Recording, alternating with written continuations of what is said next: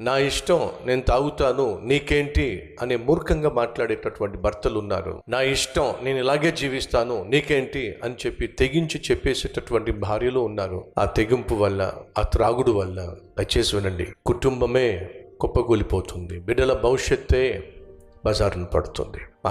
మారతాడులే అనుకునే సమయంలోనే మార్పు సంగతి పక్కన పెట్టండి, కళ్ళ ఎదుట నుండే మనిషి మాయమైపోయాడు. దుఃఖము, వేదన మిగిల్చి వెళ్ళిపోయాడు. భర్తలో ఒక విషయం నన్ను చెప్పనివ్వండి, ఇంట్లో గ్యాస్ సిలిండర్ అయితే మరొక సిలిండరు తెచ్చుకోవచ్చు.